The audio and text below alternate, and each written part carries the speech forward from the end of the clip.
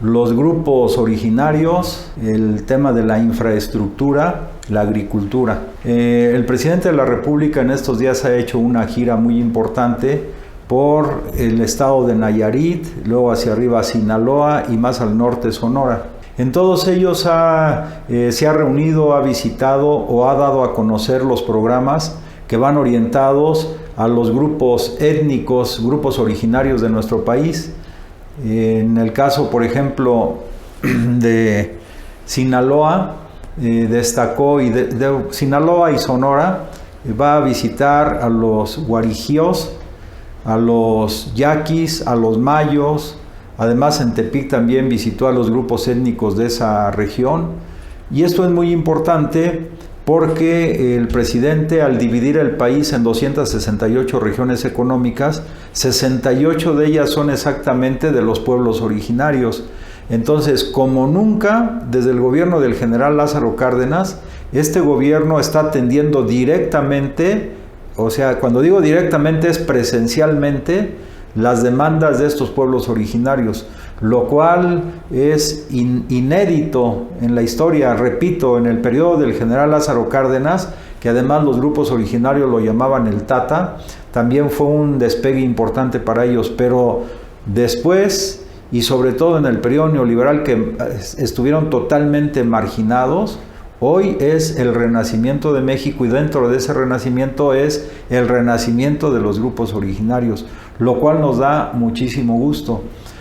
Pero además fue a supervisar las obras de infraestructura, que incluyen, por ejemplo, en algunos casos las presas, en otros los drenes para evitar inundaciones, canalizar volúmenes importantes de agua a donde deben de ir y evitar, repito, inundaciones, entre otras cosas.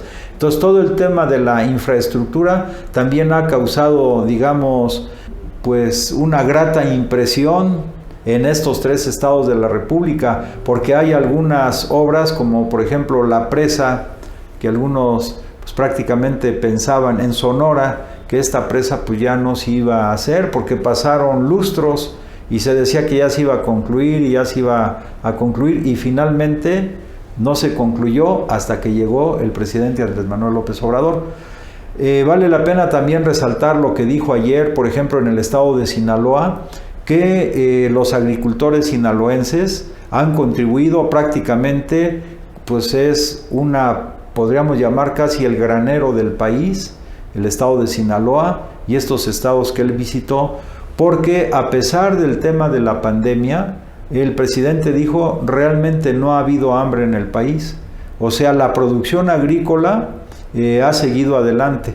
Hay que recordar que la economía tiene tres sectores importantes. Uno es el sector primario, que es toda la cuestión agrícola, ganadera. El otro es el sector secundario, que es la industria, y el tercero es el sector de los servicios, el sector terciario. Entonces sí ha habido mermas en el sector de servicios, que es el terciario, en el sector industrial, que es el secundario, pero en el sector agrícola, ganadero, no ha habido baja sensible, lo cual es sumamente importante porque, como el presidente lo dijo, eso permite que tengamos reservas de alimentos suficientes para que no exista hambre en el país. A eso hay que agregar que, por ejemplo, en el caso de los adultos mayores, se adelantaron 4 meses de los recursos económicos que mensualmente da el gobierno, así como en otros programas importantes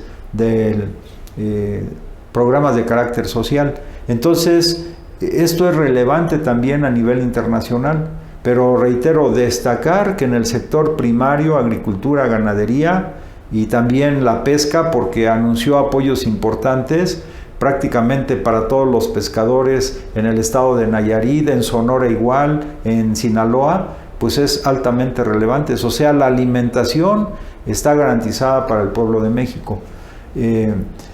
Pero además la alimentación sana, porque los agricultores, pues en aquella zona también garantizó el precio de garantía para que no se tenga que vender barata la cosecha a los intermediarios. El Estado mexicano garantiza ese precio de garantía, pero son alimentos sanos que vienen del campo mexicano. Que aquí hacemos un paréntesis, ¿qué diferencia hay de estos alimentos sanos con los alimentos chatarra.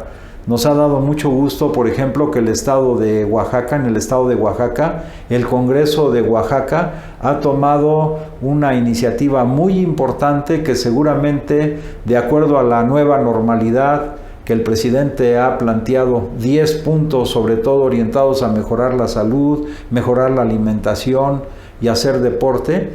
Esta iniciativa aprobada en el Congreso Estatal de Oaxaca debiera, desde mi punto de vista, extenderse a todo el país, porque esta iniciativa prohíbe que los niños compren los alimentos chatarras. Eso es muy importante.